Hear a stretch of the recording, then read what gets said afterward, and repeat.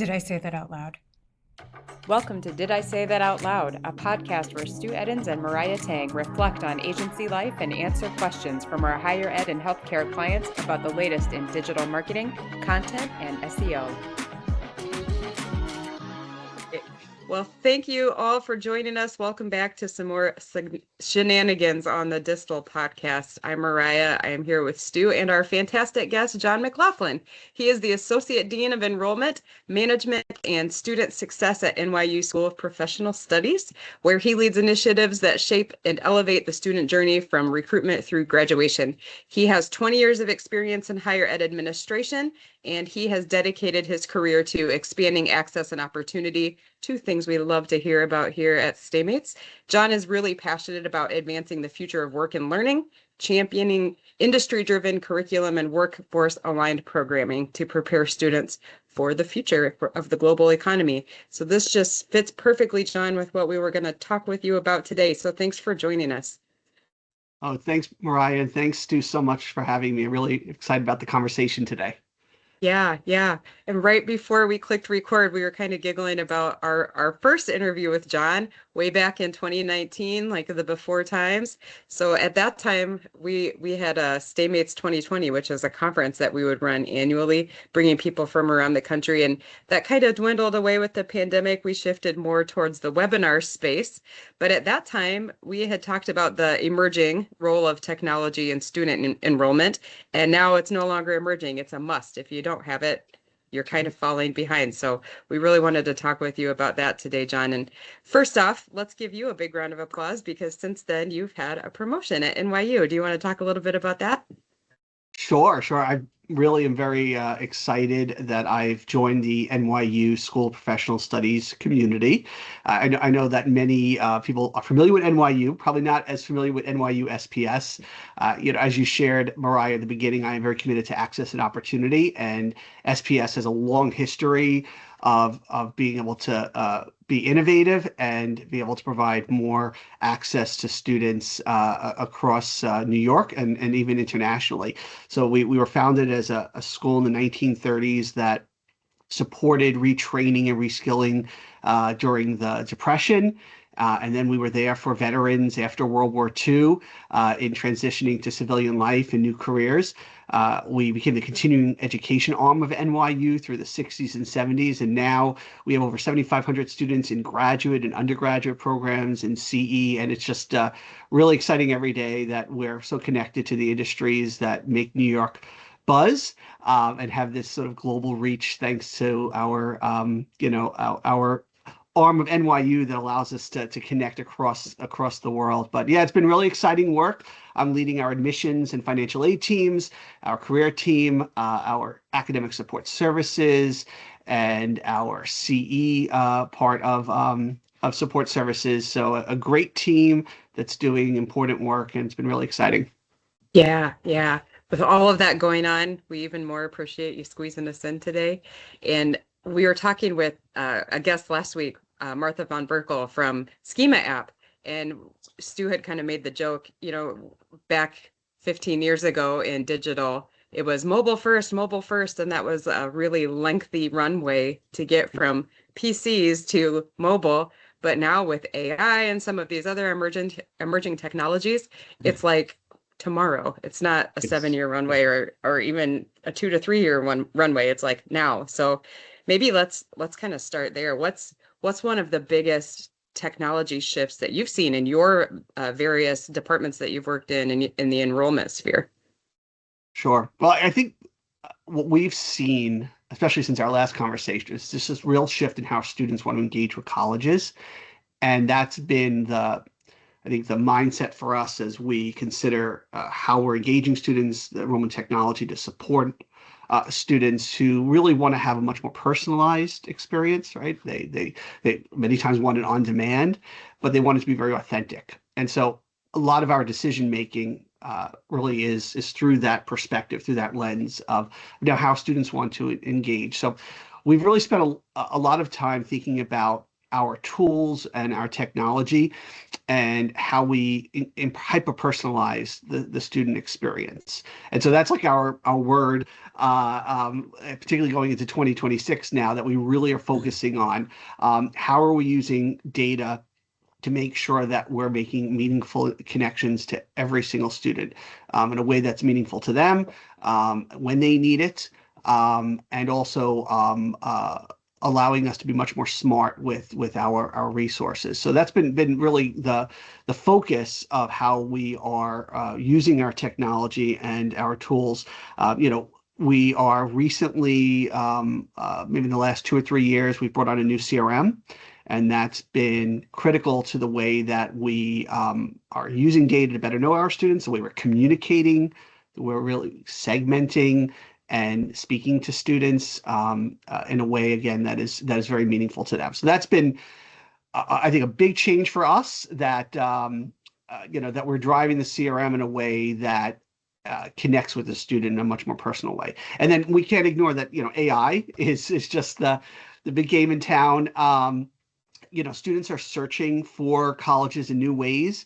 And so we've had to adapt to that as well. Whether it's, we've implemented a chatbot, and the chatbot has really been a tool not only to give students what they need when they need it, but also to drive them to our admissions team and to academic advisors and have really clear, sort of connections to our staff for the support they need. And the chatbot has allowed us to have those type of very intentional conversations and spend more time getting to know students and allow students to get the information they need when they need it. So that's been critical. But it's also, we've had to explore even strategies like we're building new strategies around YouTube and Reddit and social media strategies that are all driven by how students are now exploring the college search through AI. When they're searching for our global studies program or real estate program, they're putting it into ChatGPT now and not going on our website, right? So those are all things that we are adapting to and working very closely with our marketing teams on and across the university, because this is new and students want to have very different experiences than they did even 4 or 5 years ago. Yeah, I can see that Stu has his thinking face on right there. Yeah, this has been something that I've been involved with like up to here in the last probably year and a half.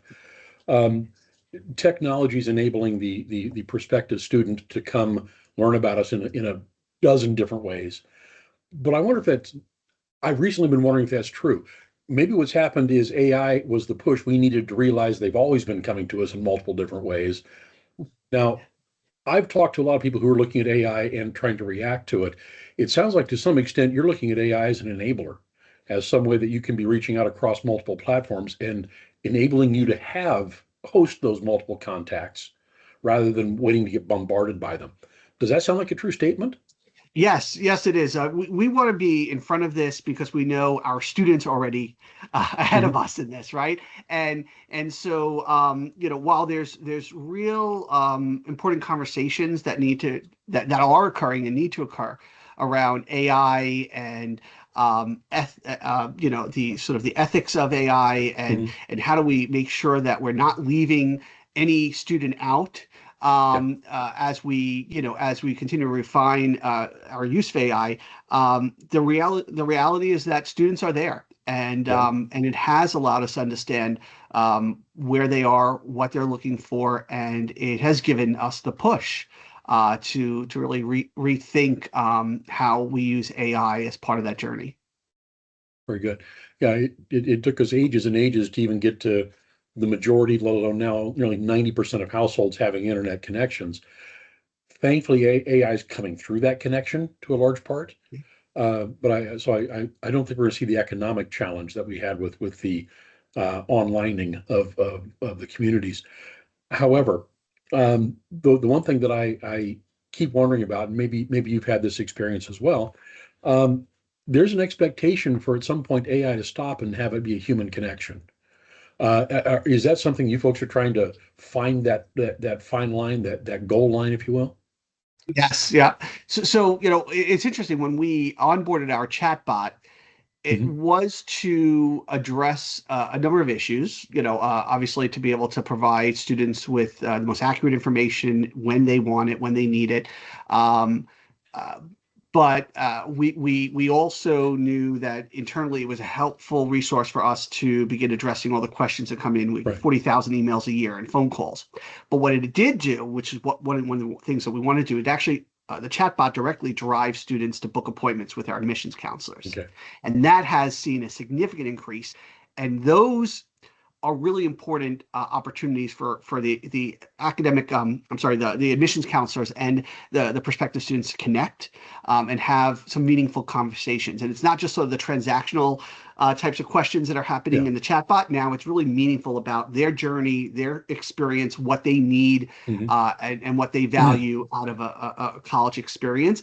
And again, it's made those conversations much more meaningful. With AI technology, we're doing a better job at helping students manage their degree progression, so that now our advisor conversations with students are again more about how your academic connects to your career and what are you doing to study abroad or to have another internship opportunity. It's not a half an hour conversation about what class are you selecting. Right. So that is right, very much that tech and touch, which we believe very much in, and really want to try to live every day. Okay.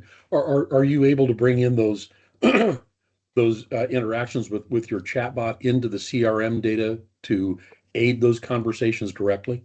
Yes, yeah, that integration happened about a year ago, and it's been brilliant. It's been absolutely fantastic to be able to have that. It's really giving us a lot of data also to better understand what students are asking, because then we were able to take that and make sure that we were enhancing our website. We were adding it to our information sessions and our open houses.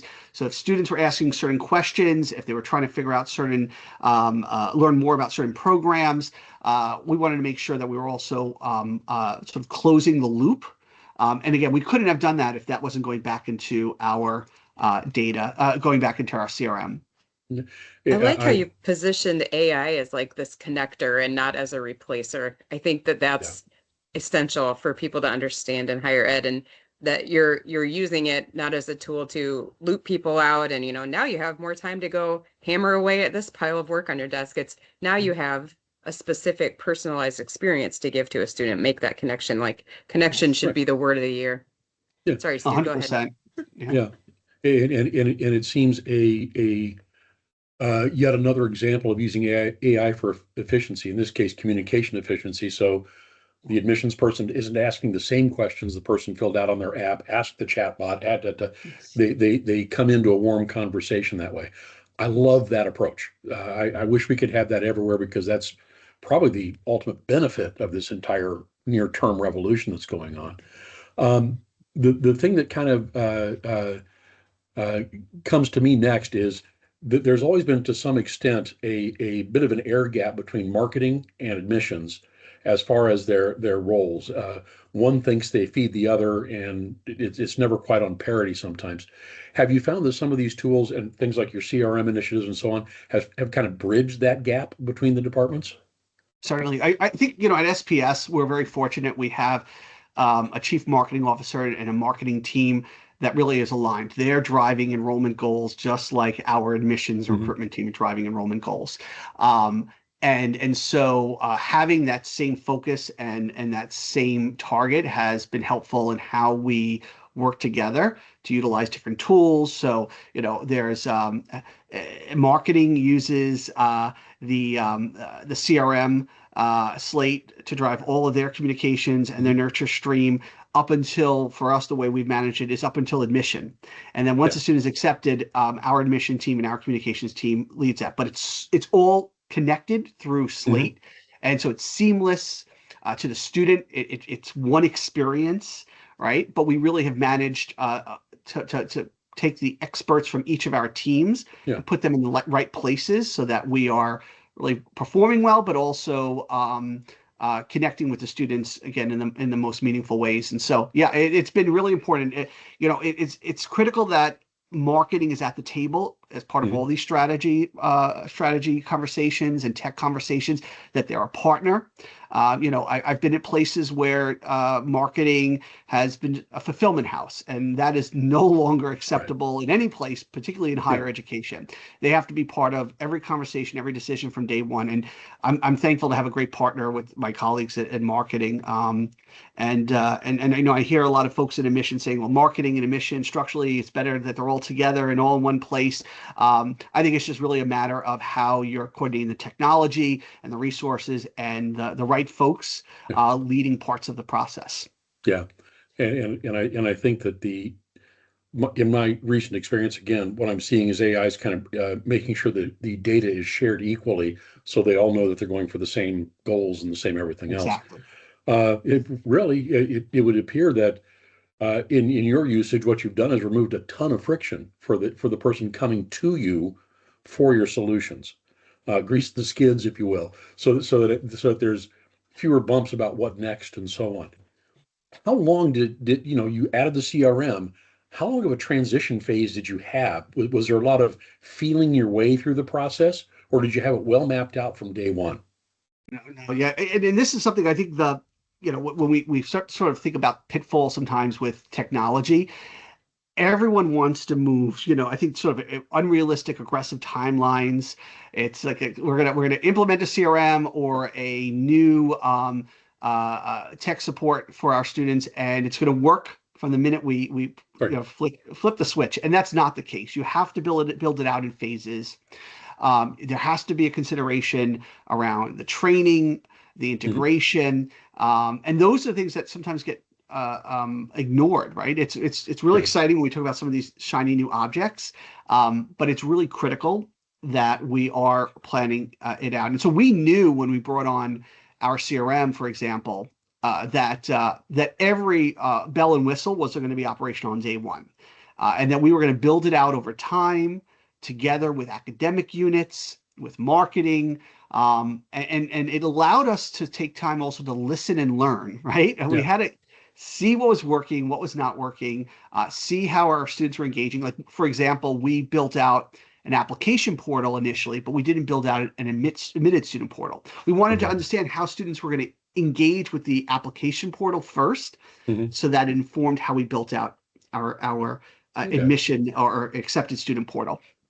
We are recently onboarded a peer-to-peer engagement platform, and same thing. It's exciting to think about how we're going to be able to engage students across every single part of our school, but that is just not realistic. So let's pilot one part of our student population. Let's learn from that, and let's tweak and continue to grow. And so I think it's managing expectations. It's mapping out a process that really looks at, what does this tool do for us over the next 2 to 3 years, and how do we continue to build and grow from there. And a lot of the CRMs that are out there now, we're a slate school, but a lot of CRMs out there start out as that blank slate. And if you try to solve every problem from day one, I don't think you're really taking advantage of the CRM. You have to really learn who your students are, what they need, what your community needs, the faculty that may be engaging in the CRM, your marketing team, and then maturity and take time to really enhance it as you learn through the experience. I like that. You talked about the CRM bells and whistles, and I think often people forget that you have to decide who gets to ring the bell and the correct way to blow the whistle. It's vast, and it comes back to that old adage about how do you eat an elephant, one bite at a time. But it sounds like you had some idea of where you wanted to wind up, and you've stayed probably, I would imagine, fairly true to that goal. But have you found that your end goal has kind of moved a little bit left and right of where you thought it might have been in the beginning? Sure. I think early on, particularly with our CRM, we saw it very much as a tool for the marketing and admissions offices. We've quickly learned, we're doing more now to enhance how we're using it within our financial aid office. We're even looking at how we support our continuing education population with the CRM, how we allow faculty to have access through portals. Early on, there were some, like, we knew that that was something that was possible, but so much of the focus was on that early experience of students in Right. this area. And now we're really at the place where we're seeing what that could be, what the needs are of our community are, and how do we shift it. And so it's really driving us to, I think, move forward in some of these other areas, more so than we would have probably imagined, 2 years ago. Very good. Good. Right. I've been hogging the conversation so far. Yeah, I I have heard a lot from our strategists outward and from our clients inward about personalization this year. And I keep thinking, like there's only so much you can do on your website. There's only so much you can do on platforms you don't own, like social. But the one experience that you really do own is after that handoff occurs to the admissions team or financial aid or marketing or whoever is in touch with the student. So John, like, what are some of the ways that SPS really personalizes that experience post handoff? Sure. Yeah. So we've been really experimenting with more of this concierge service, which, for NYU is very new because it's a very heavy application driven institution, right? The ability to really connect with students early in the process is not has not been, and particularly at SPS, really rooted in our history, right? Even for students who were applying, they may not have heard from an admissions counselor until after they were admitted, and even those conversations were really more about, you're missing this, or you need to do this by this date. And so we've really made an effort to have those connections much earlier. And again, the technology has allowed us to do that. We also are better understanding who our students are. So we are better understanding who we need to have these conversations with much earlier as well. So it's really driven everything from, we were able to revamp part of our admissions information session process. Similar to you, a lot more is being done virtually in virtual information sessions. And what we found is that students are able to get more information about the admissions process through our YouTube videos and our social media. And even, if they book that one-on-one appointment and want to have more of that conversation with the admissions counselor. But they really needed more time to better understand the academic programs and the career outcomes. So we've revamped that part of our introduction to SPS, everything from better virtual information sessions to more one-on-one meet and greets. And it's allowed us to really emphasize the value of our programs, right? And we are, 80% of our students are in internships, 66% have a job outside of graduation, right? Once before graduating, we have almost across every curriculum now, and every course, a executive or industry leader partnered with a faculty member teaching real world situations that we're solving. Those things really were muddy. That those were important about, because we were taking so much time to talk about the business part process with the student, right? Make sure you get your transcript in by this date. And now we can really share with them what this value is of SPS. And we're doing it through communication. We're doing it through meetings. We're doing it through virtual information sessions. So there's a lot of noise out there. We try to get that noise out so those personal conversations are really, really meaningful. And then it's also allowed us to be very creative. Like, we now can better identify where all of our students are coming from all of our feeder schools. And we are bringing our dean out to those feeder schools and celebrating admitted students together. So from day one, they're seeing themselves as a community. We would have students from a local community college going into our undergraduate program, 10 students from one community college. All 10 didn't know they were all coming to our program. And so now, early on, they're building that community even before they leave their current institution to come into, our program. So those are ways that we're trying to make it more personalized. And like, as I mentioned, hyper-personalization is that key word for us this year. Yeah, that is so special. I mean, it for a lot of young people, especially now when we're seeing more and more first generation college students, that sense of community is so profound, and they don't know to ask for it because they've just always had it, right? So when you're bringing that to them, it's really, that a phenomenal next step. And I think you've given us a lot to think about, John, with the